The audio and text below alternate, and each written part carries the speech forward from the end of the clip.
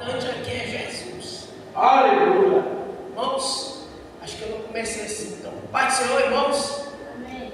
Amém, Jesus. Pai do Senhor Jesus. Aleluia. Pai do Senhor, irmãos. Pai Senhor. Aleluia. Glória a Deus. Deus seja louvado. Eu jurava que eu ia vir para jantar aqui, espiritualmente falando.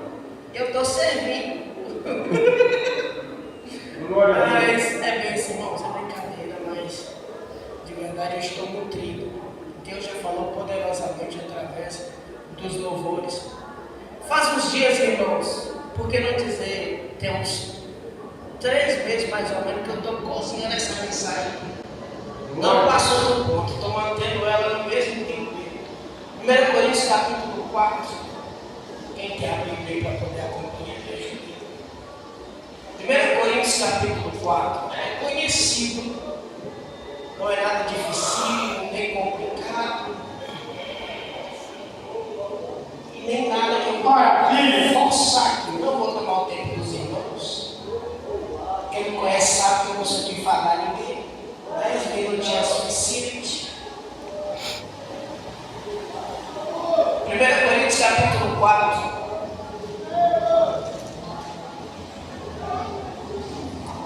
A partir do versículo 1, que diz assim: que os homens nos considerem como despenseiros, ou melhor, que os homens nos considerem como ministros de Cristo e despenseiros dos mistérios de Deus. Além disso, requer-se nos dispenseiros que cada um se ache fiel.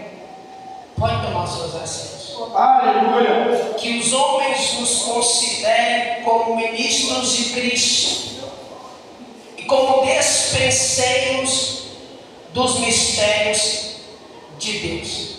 Aleluia. Eu quero aproveitar essa deixa para deixar uma pincelada aqui para os nossos jovens que aqui estão.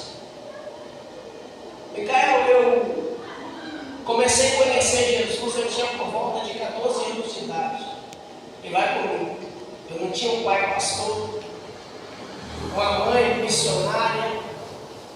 Foi de um modo que talvez você não ia querer descobrir.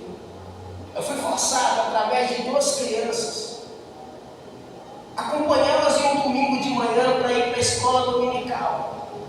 Porque dentro de casa manifestava demônios, os demônios agora, eu já não era mais o queridinho deles. Começaram a se voltar contra mim e eles diziam que iam me matar. Eu já contei esse testemunho para o senhor lá no trabalho. E aí eu acompanhei essas 2 crianças, eram 2 crianças mesmo. Uma de 6 e a outra de 9, mais ou menos. A mocinha de 9 anos e o rapazinho de 6 anos. Eu perguntei para a mãe deles, para onde eles vão todos os domingos de manhã? E ela disse, eles vão para a escola bíblica dominical. Eu falei, vou junto. E fui sem saber o que era a escola bíblica dominical. E eu fui, cheguei lá, começou um culto numa igreja de manhã cedo. E estava cheio. Pasmem vocês. E aí eu comecei a ouvir um pastor falando de uma palavra. E aquela palavra começou a falar comigo como se ele estivesse vivendo dentro da casa que eu estava vivendo. E de repente começou a distribuir as salinhas, criança para um lado, eu fui junto com a mocidade para o outro. E na mocidade eu comecei a me sentir em casa. Aleluia. Em casa. Chegou o momento de eu falar com o pastor, deixa eu morar aqui, porque aqui é melhor do que lá em casa. Porque na igreja eu sentia paz, voltava para casa, tudo começava de novo, demônios se manifestavam e começavam a fazer negócio. Sei que eu não era crente em nada, que eu não ia ser crente em nada. Então essa era a minha realidade. Eu não estou contando isso para te assustar, mas para te alertar. E um belo dia, eu tive uma oportunidade na salinha dos jovens, na escola bíblica dominical, de ministrar uma palavra. Me avisaram no domingo antes. Então eu tinha 8 dias para preparar a palavra. A primeira mensagem que eu preguei foi lá no Filho Pródigo. A tia da escola dominical ficou impressionada. Eu não tinha contato com a Bíblia.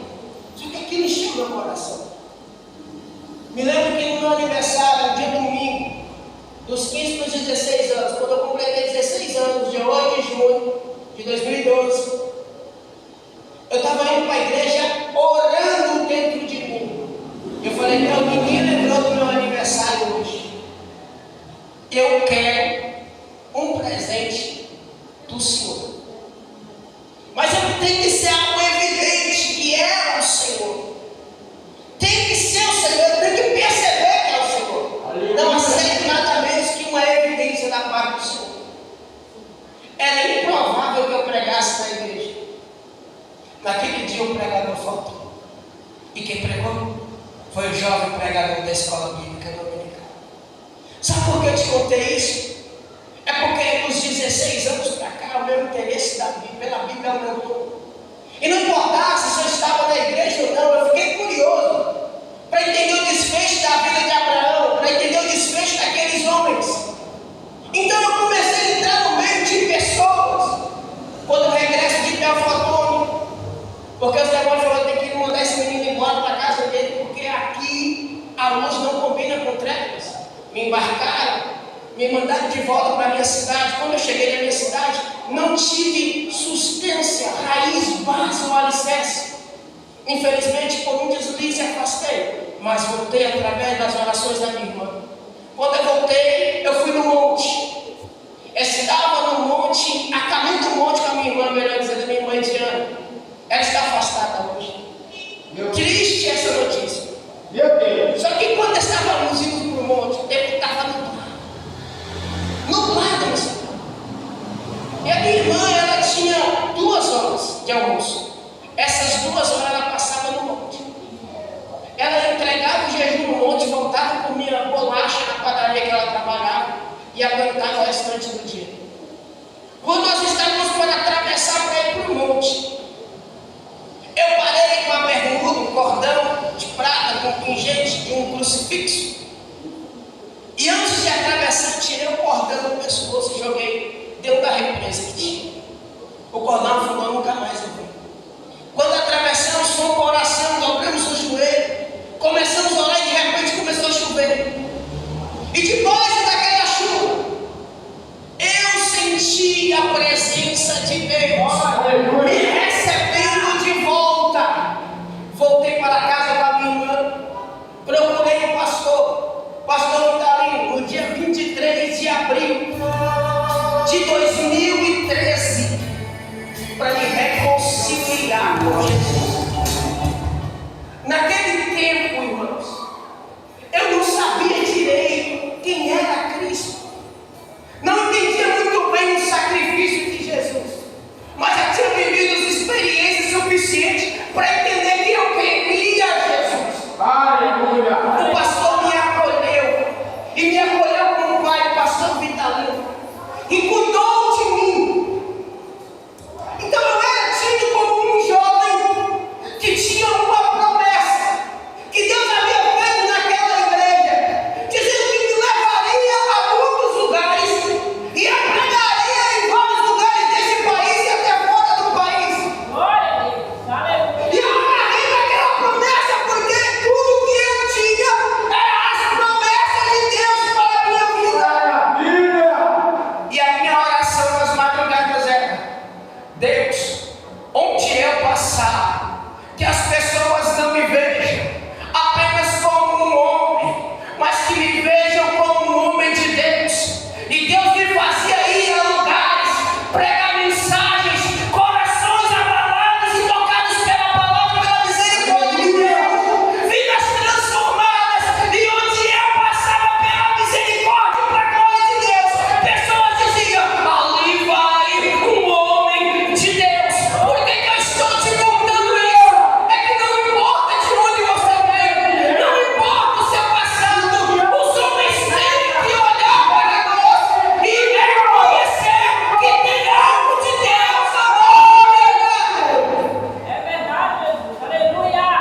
As pessoas, irmã Vitória, não pode olhar para você e ver só uma crentezinha. As pessoas missionárias Simone não podem olhar para você e ver só uma crentezinha. Tem que olhar com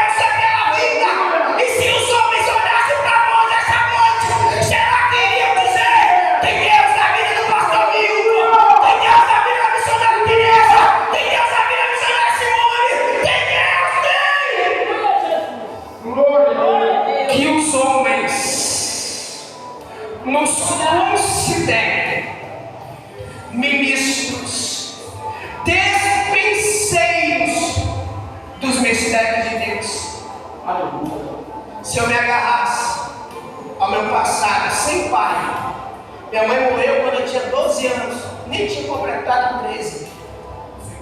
Na cabeça, igual quando o traficante chegou para mim e falou para mim assim: rapaz, eu no seu lugar já teria revoltado. Naquele dia eu não entendi o que ele queria dizer, mas ele disse: eu no seu lugar eu teria revoltado. Eu perguntei por quê? Você não tem pai, sua mãe morreu, sua família te despreza. Eu já teria revoltado. Meu Deus. Hoje eu entendo que eu fui amparado por um Deus que me compreendia, e Deus supriu a necessidade paterna da minha vida dentro de mim, e que se não fosse Deus, realmente eu teria me revoltado, mas Deus me socorreu ainda jovem. Maravilha! Foi por isso que aquela oração missionária a caminho da igreja naquele domingo, no dia do meu aniversário de 16 anos, Deus respondeu a oração, a igreja sentou para me ouvir, e a palavra foi: porque não são os sãos que precisam de médico, e sim os pecadores. E quando as pessoas olham para mim no trabalho, o que vem? E quando as pessoas olham para mim na rua, o que vem? E quando as pessoas olham para a nossa escola, na faculdade, o que vê?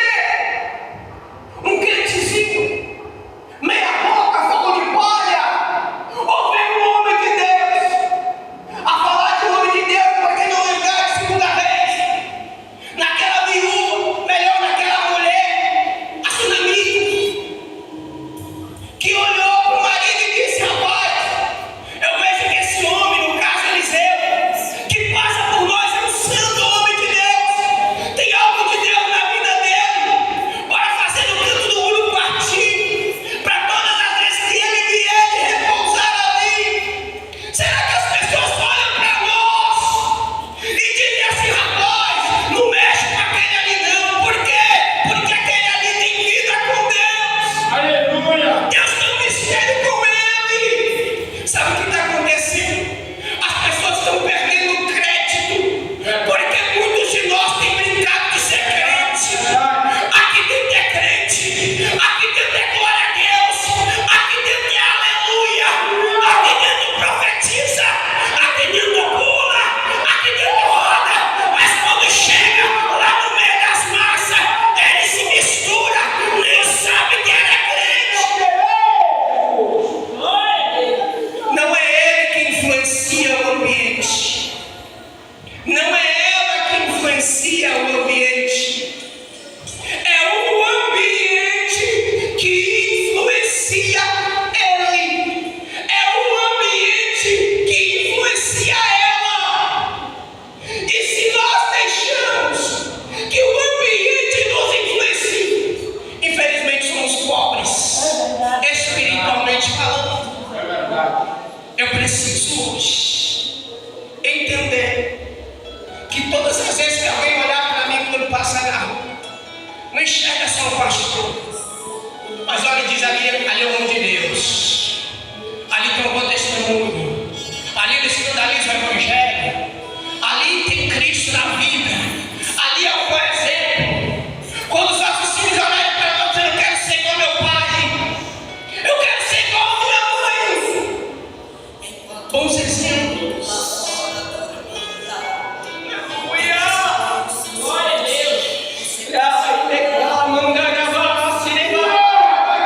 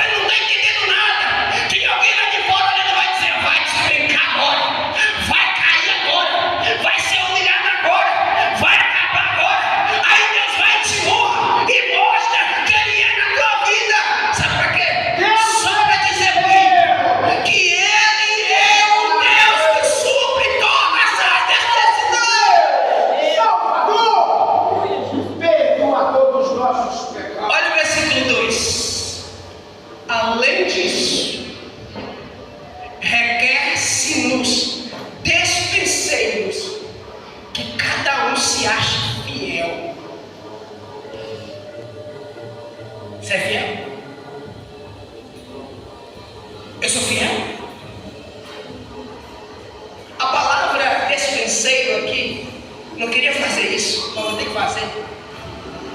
É traduzida do grego como oikonomos, ou servo. Oikonomos é alguém que é colocado como encargo da casa geral, e ele é quem distribui o alimento e o mantimento. Você vai achar isso lá em Abraão, quando ele tem o seu servo Geazi, entre outros servos, como José, que também foi um despenseiro na casa de Potifar. Então, irmãos, é necessário que a gente entenda que Jesus nos coloca em uma posição de alimentar alguém no tempo necessário. Que Jesus nos coloca em uma posição de alimentar alguém em um tempo propício. Aqui vale uma pergunta: a quem você tem alimentado? E qual é o tipo de alimento que você tem oferecido? A gente não lê mais, não medita nos textos sagrados para pregar. Escolhe um texto aleatório e é isso mesmo. Escolhe um louvor qualquer, como se estivesse cantando para o pastor, como se estivesse cantando para o pregador, ou para o convidado do culto.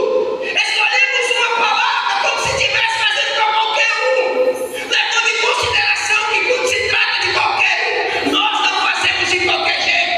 Para o nosso patrão a gente quer caprichar, para o professor na escola a gente capricha, na rua a gente quer caprichar, mas para Jesus, Jesus me entende, dá qualquer coisa.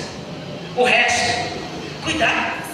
Deus não recebia sacrifício de cordeiro humano É verdade. defeituoso, Deus não recebia. Então quando chegava o camarada com o sacrifício lá, troncho, Deus falava assim: ei, quer não, rejeita. Então, meus queridos, É verdade. pensa bem que o Deus no qual nós nos apresentamos diante dele requer de nós fidelidade, compromisso.